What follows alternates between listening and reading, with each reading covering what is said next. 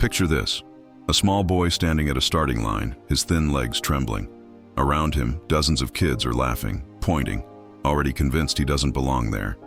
The entire town has gathered to watch the annual youth race, and they're all thinking the same thing: he's going to lose. Again. But here's what nobody knew that day. This boy was about to discover something that would not only change his life, but inspire an entire community. What makes someone keep going when the whole world says stop? What separates those who give up from those who rise? If you've ever been counted out, laughed at, or told you're not enough, what I'm about to share could change everything. Because the secret this boy discovered isn't about talent or speed, it's about something far more powerful, something every single one of us already has inside. This is his story. His name was Raj, a 10-year-old boy from a small village in India where life moved slowly. But once a year, everything stopped for the annual youth race. It was the biggest event of the year, a tradition passed down through generations. Raj was small for his age, thin and weak. In every game, every sport, he was always picked last. But he carried a dream that seemed impossible: to win the race his father had won 20 years ago, before he passed away. Every morning, Raj touched his father's faded trophy on the shelf and whispered, "One day, Papa." But reality was cruel. Raj was the slowest kid in the village. Not just slow, the slowest. Every evening after school, he'd run alone on the dusty path behind his house, gasping for air, legs burning. While other boys finished their laps effortlessly, Raj couldn't complete even one without stopping. His lungs felt like fire, his legs felt like stone. The other children didn't hide their mockery. "Look, it's Raj the turtle," they'd shout. "Better start running now if you want to finish next year's race." Their laughter echoed through the village square. Even worse was his uncle, the man who raised him after his father died. "Raj, be realistic," he said one evening. "Not everyone is meant to be a runner. Your father had a gift. You have other qualities." Other qualities. The word stung like a slap. One scorching afternoon, Raj pushed himself harder than ever. Halfway through his practice, his vision blurred. His legs gave out. He collapsed in the dirt, chest heaving, tasting dust and defeat. He crawled to the shade of a banyan tree and wept. With trembling hands, he removed his worn running shoes and left them there in the dirt. "I'm not my father," he whispered. "I'll never be good enough." An elderly woman named Meera found him there, face streaked with tears. She picked up his abandoned shoes, studying them. Most adults would have offered comfort, but Meera did something unexpected.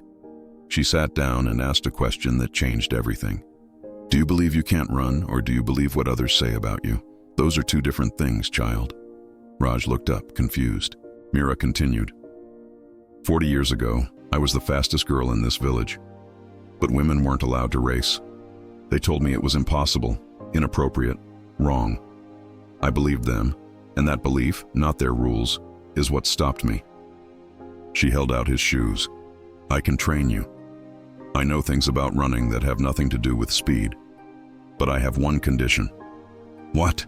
Raj whispered. "You must believe first, run second. Without belief, legs are useless." Meera's training was unlike anything Raj expected. For 3 days, they didn't run at all. Day 1, she led him to a broken mirror propped against a wall. "Look at yourself and say, 'I am a runner,' 100 times.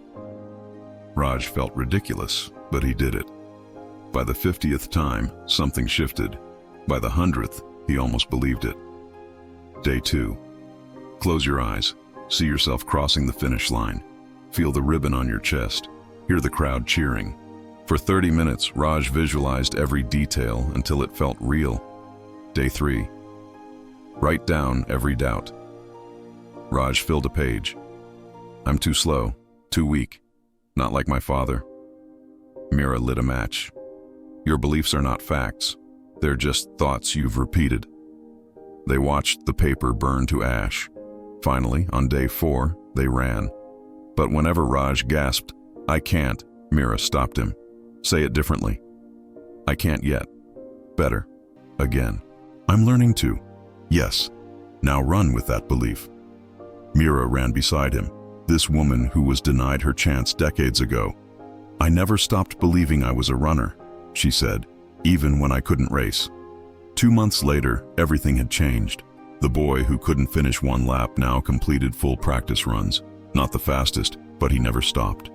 Race day arrived. 20 runners lined up. Raj stood among them, no longer trembling. The gun fired. Within minutes, he fell behind. 5th place, 8th, 10th. The old voice screamed, "You're too slow. Everyone's watching you fail." But a new voice answered, "I believe in every step." His uncle watched from the crowd, hands clenched. The other boys pulled further ahead. Raj's lungs burned, but he remembered Meera's words. The race isn't against others, but against the voice that says, "You can't." He didn't speed up dramatically. He didn't pass everyone. But he kept running, steady and strong, head high. He finished 5th. The crowd erupted, louder for him than for the winner. His uncle rushed forward, tears streaming, pulling Raj into an embrace. "I was wrong. You are your father's son." Other kids approached, asking if he'd train with them. But the real victory came when a small girl tugged Meera's sari. "Auntie, will you teach me to run too?" Meera smiled, eyes glistening.